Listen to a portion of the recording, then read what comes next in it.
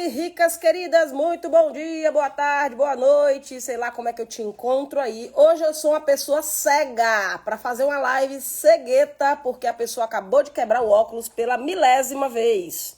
Quem está aqui comigo já há um tempo já sabe que faz parte da minha rotina quebrar meus óculos. Então hoje é mais um dia desses. Estamos fazendo aqui uma vaquinha online. Uma vaquinha online para consertar óculos, né? Então, link na bio, vocês vão lá me ajudar no conserto do óculos. Amores, vamos lá. Hoje o tema da live tem a ver aqui com os meus 6 livros. Os livros que, sei lá, eu gosto muito de ler. Eu acho que vocês já estão aqui um tempo sabendo, né? E presenciando que eu gosto muito de literatura, de arte. E nesses dias que a gente está fazendo o Rica na Mesa, eu falo aqui sobre alguns livros, falo algumas leituras, falo sobre poesia. E algumas de vocês falaram, cara, por onde é que eu começo a fazer minhas leituras, né? Por onde é que eu começo nesse universo de leituras? É legal porque é o seguinte, na minha concepção, esse processo de evolução que a gente vem vivendo, na minha concepção nunca é só de uma fonte. Tá? Então é sim ter 1, 2 ou 3 profissionais de Instagram que você acompanhe, é sim ter o seu terapeuta, é bom ter o seu livro para você ler, é bom sim ter uma roda de amigos que além de zoar, de fofocar, de se divertir, também tenha conversas voltadas para progresso. Então são várias fontes e nenhuma substitui a outra, tá bom? Combinado assim? Nenhuma substitui a outra. Não é o fato de você sair daqui hoje com 6 bons livros que agora você vai deixar sua terapia, que você vai agora deixar o Rica na Mesa, que você vai agora deixar de falar com seus amigos. É sempre uma fonte que alimenta a outra. Então, de inúmeros livros que eu já li e em várias fases da vida, eu acho que a leitura tem muito isso, dependendo da fase da vida, aquele livro conversa mais ou conversa menos. Eu pensei aqui em 6 bons livros, todos eles que eu li, considerando isso que a gente vem falando aqui, né? Nada muito avançadíssimo, nada muito denso para ser aquela leitura que você diz, meu Deus, para avançar uma página, eu vivo um dia tentando avançar a página, porque é difícil demais. Então, são livros que têm leituras simples, mas que o conteúdo nada é simplista, não tem nada a ver com conteúdo simplista, ok? Então, eu tô cega, de vez em quando eu vou fazer aqui um esforço para ou ler algum comentário ou ver quem tá entrando aqui no ao vivo, tá? Então eu quero dar um bom dia aqui a Jerusa, a de Lourdes, Bia querida entrou aí, que bom. A Ada Massagem, bom dia. Luan tá aqui também. A Edilza, é isso? A Lourda Alvarenga, Zoraida querida, um beijo em você. C. Borges. Bom, beijo aqui em quem tá ao vivo, beijo também para quem tá aqui no gravado. Fica o convite para que hoje à noite também, hoje é dia de live à noite, né? Porque todo domingo a gente tem uma live aqui às 20 e eu vou estar com uma aluna, a Roberta e eu, onde a Roberta me mandou um áudio falando do janeiro mais feliz da vida dela.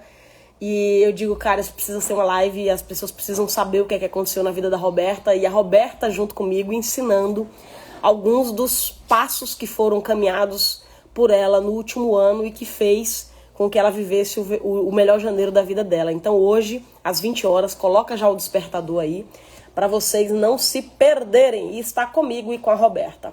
Bom, bora lá. 6 livros. Quais foram os critérios, tá? Eu peguei livros que tinham relação direta com finanças, tá? E eu peguei livros que não tinham uma relação direta com finanças. E eu espero que vocês entendam essa lógica. Lembra quando eu falo aqui que não é só sobre dinheiro? E que às vezes a gente vai ler um outro livro, vai ouvir um outro tipo de música e a gente não vai fazer relação direta, mas não fazendo relação direta, a gente tem um aprendizado de vida e um aprendizado financeiro importante. Então, o critério foi esse, tá? De Lourdes disse aqui, ó, você levou ao pé da letra o essencialismo, Ari, nem precisa mais de óculos.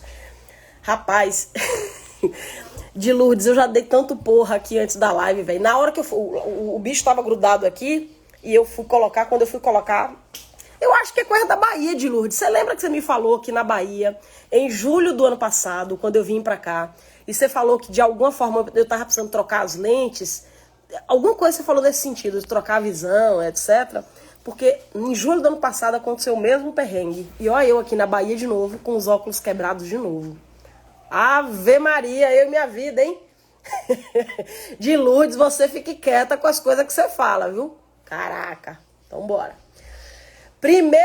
Bingo, né? Primeiro livro, vamos lá. Então, considerando que eu vou falar de 6 livros e considerando que o critério foi que alguns têm a relação direta com finança e outros não, eu vou pontuar esses livros e eu vou explicar por que eles fizeram sentido na minha vida naquele momento que eu li. Uma outra dica, antes de falar dos livros, é o seguinte. Com esse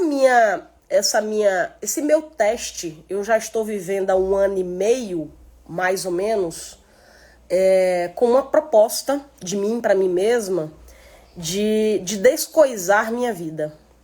Quem já ouviu falar disso? Eu estou querendo, há 1 ano e meio, descoisar minha vida. E esse descoisar é olhar para coisas e pensar, essa coisa precisa estar comigo ou não? Então eu vou abrir uma nova vertente no mundo. Não tem o minimalismo e o essencialismo que a de Lourdes acabou de falar? Então, tem o meu aqui agora, que é a descoisificação da minha vida. Eu acho que é uma junção do minimalismo com o essencialismo.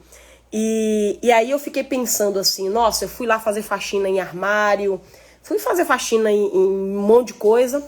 E aí, há um tempo atrás, chegou ao ponto de eu fazer isso com livros. E eu digo, cara, mas com livros? Nossa, livro é uma coisa importante demais. Livro é essencial na minha vida. Livro é... E aí vai, né? Porque aí eu tenho muita coisa boa a dizer com o fato de ter livros. Se eu chego na casa de alguém que eu não conheço ainda muito esse alguém, e eu vou lá pra casa desse alguém e eu vejo que tem uma estante maravilhosa de livros, eu já tenho uma tendência de dizer, essa pessoa aqui parece que ela é interessante, né? Considerando que a pessoa lê a porra dos livros que tá lá na estante dela, né? Só que não seja só de decoração. E aí veio uma coisa importante, que aí agora é a dica que eu quero te dar, é o seguinte. Tá. Nessa onda de eu descoisar a minha vida, eu percebi que eu tenho 2 tipos de leitura. Há livros que eu quero ler e que eu quero que o exemplar físico fique comigo. Por quê? Ou porque, sei lá, talvez eu queira que uma filha minha leia, ou porque eu quero fazer uma consulta lá na frente, ou porque eu quero ter ele como carinho mesmo, aquele livro que você diz, nossa, é um livro do meu autor favorito, é um livro que fez muita diferença. Por algum motivo, eu quero esse livro fisicamente, que é o jeito preferido meu. É o cheiro do livro, é o pegar o livro, é passagem das páginas do livro. Só que eu percebi que há livros que são livros de passagem, que eu só preciso do livro para ler naquele momento. Ou é um livro de ficção, ou é um livro de descanso, ou é um livro até da minha área, mas que não é necessariamente aquele livro que vai ficar junto comigo. E aí eu passei a fazer uso da leitura digital, tá? Eu não tenho o Kindle, o aparelho, mas eu tenho um iPad. Então, através da minha conta do Kindle, eu levo esse PDF para o iPad e eu leio como se um Kindle fosse, tá? Então, nesse sentido, onde é que eu quero chegar? Que esses 6 livros aqui, até porque vocês vão me ouvir falando do porquê, de quais eles são, vocês podem chegar à conclusão de que não são livros que vocês queiram ter fisicamente. Então, é uma forma também de descoisar a vida de vocês, tá? Então, bora lá. Primeiro livro, eu falei aqui essa semana sobre ele. Deixa eu ver aqui se Carol mandou no grupo o chamado para a live. Deixa eu só ver, falou sim, porque é bom que a gente sempre chama a turminha para ficar junto com a gente. Bacana. Então vamos lá. O primeiro livro eu falei sobre eles aqui esses dias, né, falei em alguns momentos que o livro número 1 e a ordem, eu não coloquei a ordem de ser o mais importante e o menos importante. É uma ordem completamente aleatória, tá? É o livro do Viktor Frankl, chamado Em Busca de Sentido. Então, o meu livro indicado como 1, sem ter uma ordem de melhor ou pior, de forma aleatória, leiam este livro. Esse livro foi escrito por um psiquiatra, aliás, que foi para os campos de concentração como preso e que depois dele ser solto, ele abrindo o consultório dele, ele condensou tudo aquilo que ele aprendeu na época da guerra e ele percebeu que as pessoas lá no campo de concentração, vivendo aquela desgraça que se vivia no campo de concentração, as pessoas que tinham um sentido de vida, um propósito de vida, algo em que elas acreditavam, e aqui não é só sobre Deus, é sobre planos de vida, vontade de reencontro, vontade de fazer um passeio, sei lá. Essas pessoas tinham uma vivência da dor e da guerra diferente daquelas que já tinham entregado o jogo. Aquelas que já estavam até mortas e até que morriam antes dele, né? Num livro aqui, a Bailarina de Auschwitz, que eu li recentemente no meu clube dos livros, né, que são as ricas leitoras, tem uma passagem da autora do livro, que não é esse livro aqui, tá? Mas é só para mostrar essa coisa do propósito. A autora do livro dizia assim, que tinha um caso de uma companheira dela de guerra, de prisão, em que essa companheira disse assim, olha, eu soube que logo depois do Natal a guerra vai acabar e todo mundo vai ser solto. Então, por algum motivo, ela soube. E aí ela foi vivendo nessa esperança, e ela foi aguentando, e ela foi ajudando, e ela foi sobrevivendo, dias melhores ou dias piores, mas ela tinha a esperança ali plantada nela. Chegou o dia do Natal, e aí não foram soltos. Ela percebeu que aquilo foi uma enganação. No dia seguinte, ela morreu. E não é porque foi suicídio não, tá? Não tem nada de suicídio não. No dia seguinte, ela morreu. Então, a pessoa quando deixou de acreditar em algo, que era o que a sustentava, ela morreu. Eu lembrei de você, Beth. Inclusive, quando eu vi você entrando aqui, foi quando eu lembrei da passagem. Esse foi um livro que eu e a Beth, a gente conversou muito sobre ele. A Beth também faz parte do Ricas Leitoras. E a gente no privado conversou muito o quanto que o livro mexeu nas nossas vidas pessoais, assim. É uma passagem, então assim, imagina, Beth, aquela passagem sendo toda a lógica desse livro do Viktor Frankl, né? Em busca de sentido é toda a análise e percepção dele, das pessoas que passaram por ele no campo de concentração, quando ele via pessoas que tinham um propósito e não tinham um propósito. O que aconteceu? Ele depois criou, né, a escola da logoterapia e tem muita coisa que ele fez depois disso. Inclusive, não sei se você lembra, Beth, a autora do livro fala que tudo começou para ela escrever o livro através do encontro que ela teve com o Victor, né? Então ela tem conversas com o Victor, viraram amigos.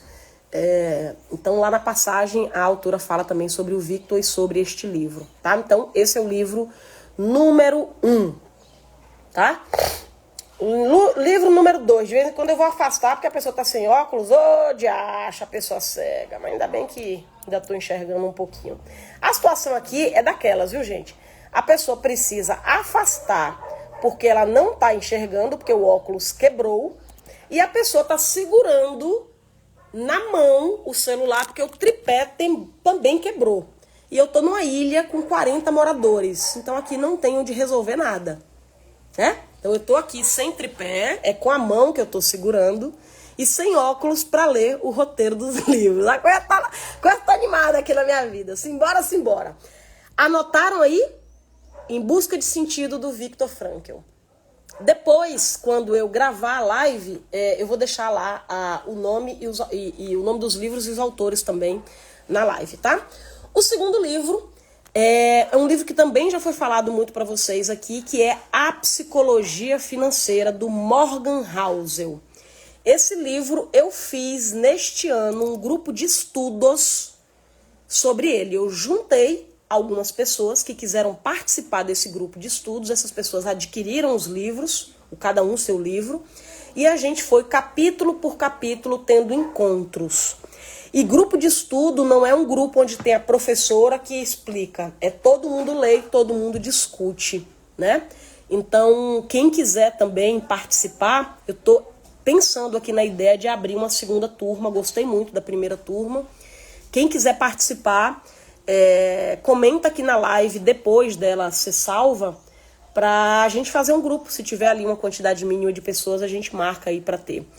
O livro A Psicologia Financeira, o Housel explora como nossas emoções e preconceitos influenciam as nossas decisões financeiras. Então, no livro, não é não para falar quanto é 2 mais 2, não é para falar de planilha financeira, lá não fala qual o percentual que você deve gastar com lazer, lá não fala como é que você se organiza, lá fala tudo o que acontece antes de você tecnicamente colocar em prática. É sobre mentalidade. Não é uma linguagem de autoajuda, não é uma linguagem de que bora lá, campeã, você se supera, né? Não é nessa linguagem. É numa linguagem onde o Morgan Housel pega exemplos da história, exemplos, acontecimentos, ou de guerra, ou de doença, ou de fracasso, ou de derrota, ou de... Fracasso e derrota é a mesma coisa, né, gente? Ou de sucesso, sei lá. E ele pega, ele conta a história, e aí com base em contar aquela história, ele traz o conceito comportamental e psicológico através da lógica de finanças. Então, é um livro que... É claro que o cenário dos exemplos é muito mais americano, mas para mim, pelo menos, não sei se alguém aqui já leu, pode me dar uma opinião contrária, não influenciou em nada, porque como são exemplos, a gente entende o exemplo e entende lá o que ele queria dizer com aquilo. Então o cenário é um cenário americano, mas para mim é um dos livros mais legais da vida. Se eu pudesse, eu colocaria para que toda mulher, para que toda aluna lesse, e eu tô com a fim de fazer aí uma segunda edição de um grupo de estudos, tá? Então é aquele livro que vai doer mesmo, é aquele livro que você vai ler e você vai brigar com o livro, e você vai achar que o cara tá errado, e você vai se achar um cocô. É um livro que vai mexer ali com muito de parte de crença, de preconceito e da forma como a gente olha dinheiro, tá? Terceiro livro. Tô aqui tentando enxergar o terceiro livro. O terceiro livro, inclusive, ele tá comigo aqui, que eu tô lendo pela segunda vez, porque eu tô querendo fazer um trabalho com ele. Que é A Psicologia do Dinheiro, tá? A Psicologia do Dinheiro, ele é do Dan Ariely, que é um psicanalista, e ele também vai pegar da parte comportamental, mas com outro tipo de viés. Ele pega um viés mais psicanalista e ele pega também outros tipos de dores, outros tipos de crenças e formas. E é de uma forma bem humorada. O livro é engraçado porque conforme ele vai contando e ele vai falando, ele leva ali muito da questão do humor.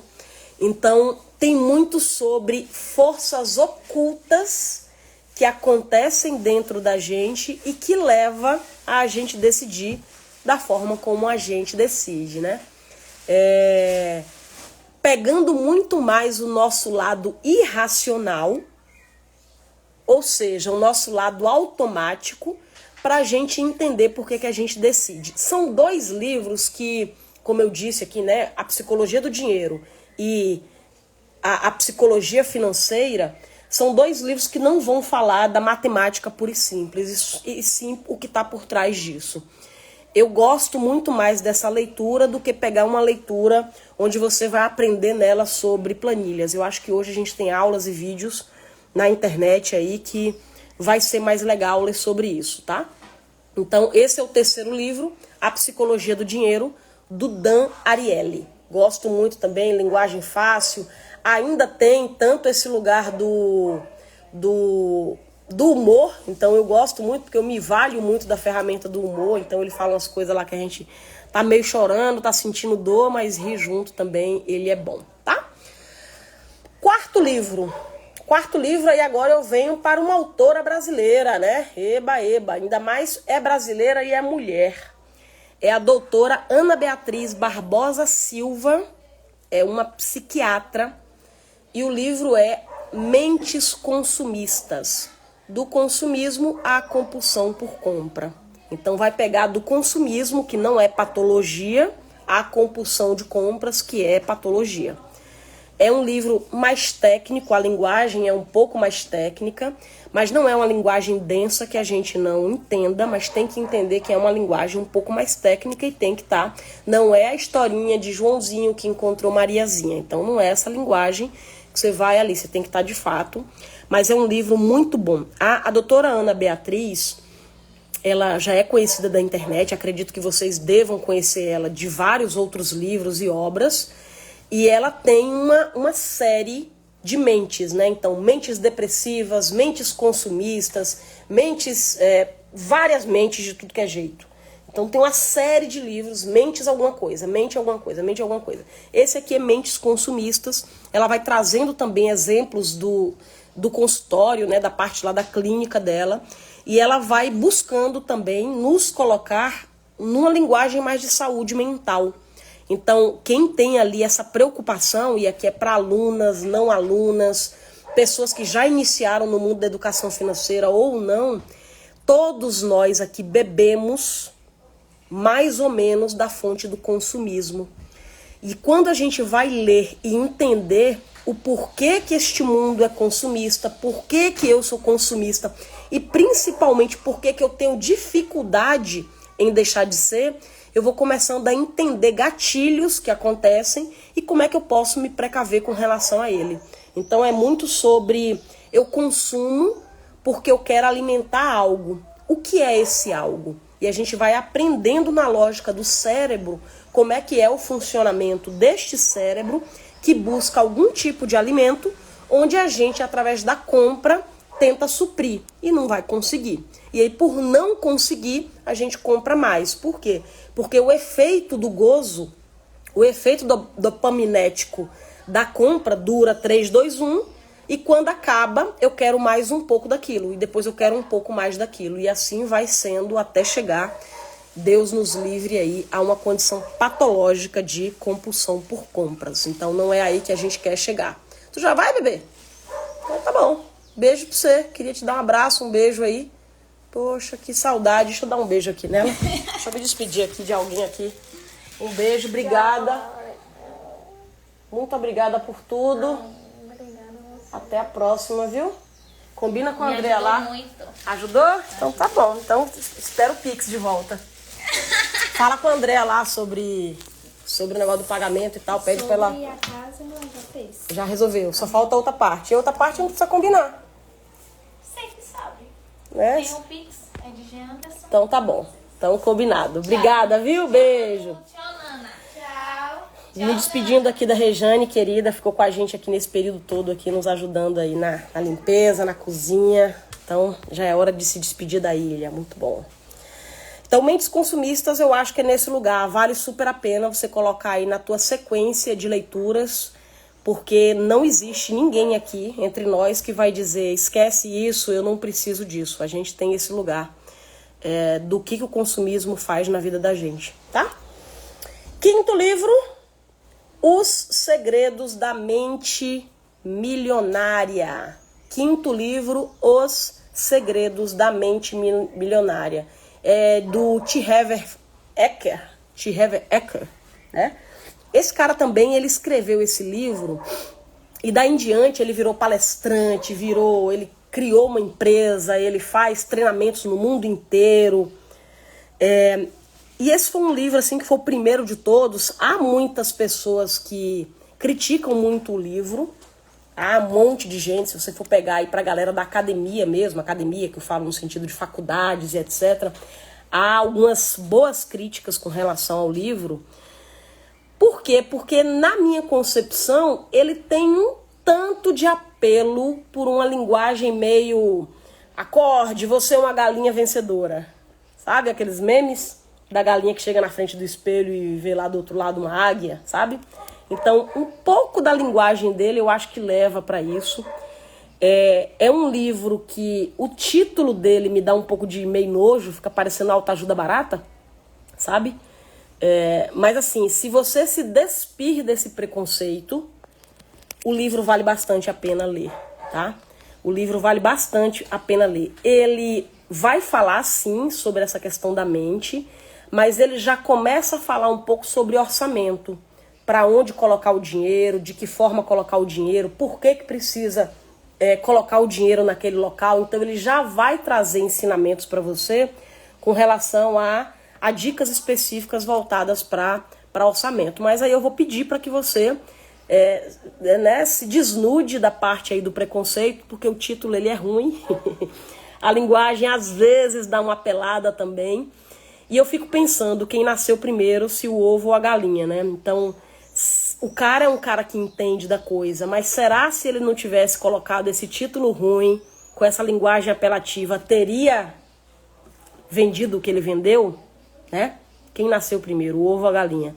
Então talvez, eu acho que eu já encontrei, talvez vocês aí que gostam de ler também já devem ter encontrado algum livro com uma capa bem ruim, um título bem ruim, e você diz, porra, velho, o cara é muito fodão, e a gente pensa, se não tivesse colocado esse título aí, talvez não teria vendido. Mas Dispa-se de Preconceito é um livro que eu acho que bastante a pena, tá? Esse aqui, que é o 6º livro, é isso, gente? Se eu não perdi a conta? Esse é o 6º livro, que é o último livro, não que eu li, mas é o último livro que me deixou completamente alucinada.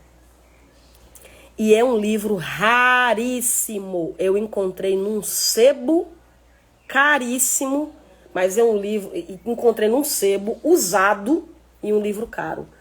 E eu tô com ele, lendo e relendo e dizendo, eu quero fazer algum trabalho com relação a esse livro, eu quero fazer algum trabalho com esse livro, alucinada para fazer um trabalho com esse livro.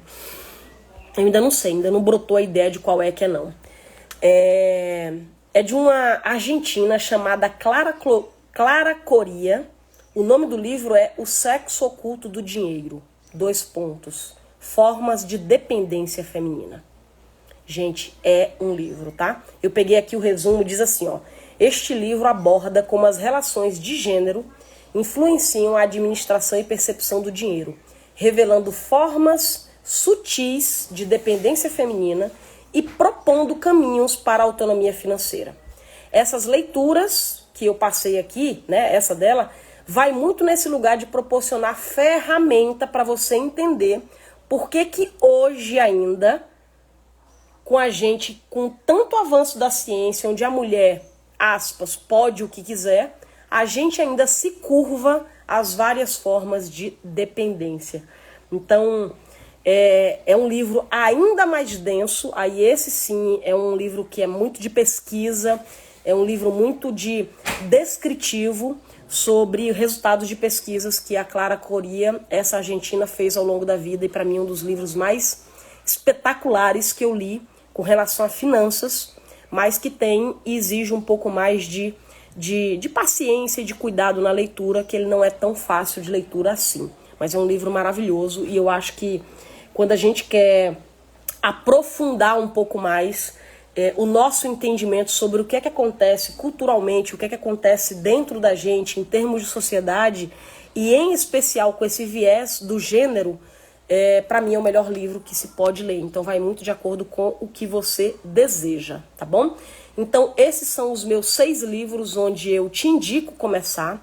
Existem outros 600, só que a gente não começa pelos 600, a gente começa pelos 6. Nesse momento é hora de comprar os 6? Não.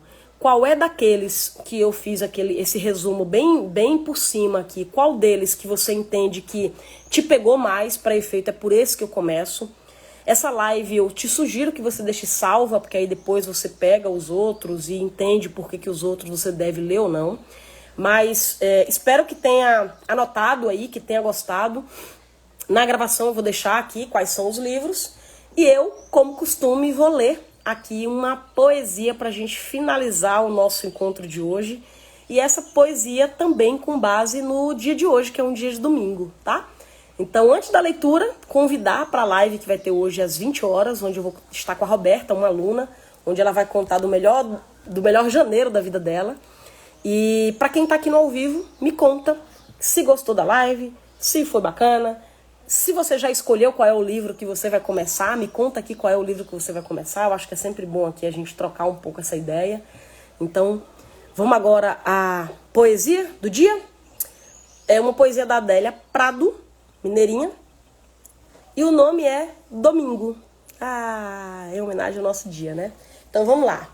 Domingo é dia de gastar o tempo, proseando à toa, vendo o mato crescer, pisando com os pés descalços a terra que respira mansa.